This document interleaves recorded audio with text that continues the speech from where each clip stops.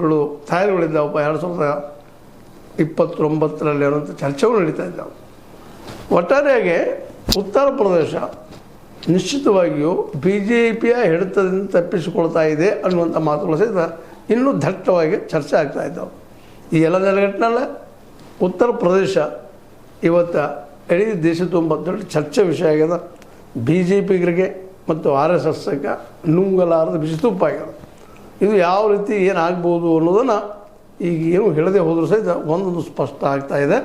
ಏನಪ್ಪ ಅಂತಂದ್ರೆ ಉತ್ತರ ಪ್ರದೇಶದಲ್ಲೇ ಮೋದಿ ಮತ್ತು ಯೋಗಿ ಇವರ ಸರ್ಕಾರ ಎಷ್ಟರ ಮಟ್ಟಿಗೆ ಉಳಿದಿತ್ತು ಅನ್ನುವಂಥ ಪ್ರಶ್ನೆಗಳು ಈಗ ಉದ್ಭವ ಆಗಿ ಇದಕ್ಕೆ ಪರಿಹಾರವನ್ನು ಆದಷ್ಟು ಶೀಘ್ರ ಕಂಡುಕೊಳ್ಳದೆ ಹೋದರೆ BJPಯ ಅವಸಾನದ ಕಾಲ ಸಮೀಪ ಬಂತು ಅಂತೇಳಿ ಆ ಪಕ್ಷಗಳ ವಿರೋಧಿಗಳ ಅಭಿಪ್ರಾಯ.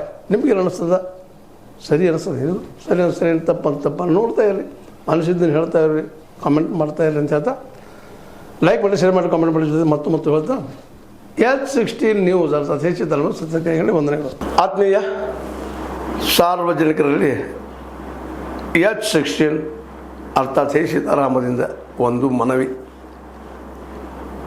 ಈ ಸಂಸ್ಥೆ ಭ್ರಷ್ಟಾಚಾರ, ಅನ್ಯಾಯ, ಅತ್ಯಾಚಾರಗಳಿಂದ ನೊಂದವರ ವೇದಿಕೆ. ಅನ್ಯಾಯಕೋರರ, ಭೂಗಳ್ಳರ, ನಶಾ ಸಾರಾಯಿ ಮಾಫಿಯಾಗಳ ವಿರುದ್ಧದ ಧ್ವನಿ.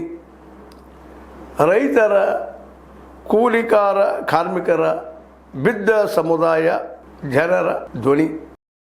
ಬೆಂಬಲವಾಗಿ ನಿಂತು ತನುಮನ ಧನದ ಸಹಾಯಕ್ಕೆ ಸಾರ್ವಜನಿಕರಲ್ಲಿ ಕೋರಿಕೆ. ದಾನದ ಸಹಾಯ ನೀಡಿ ಸ್ವಾತಂತ್ರ್ಯ ಪತ್ರಿಕೋದ್ಯಮ ಉಳಿಸಿ ಬೆಳೆಸಿ. ವಂದನೆಗಳು. ತಮ್ಮನ್ನೇ ನಂಬಿರುವ ಮಲ್ಲಪ್ಪ ಇ ಜೋತಾವರ್.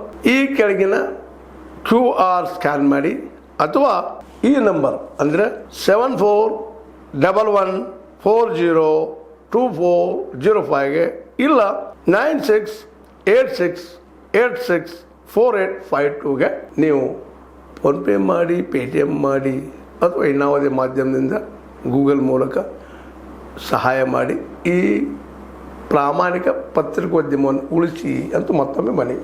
ವಂದನೆಗಳು.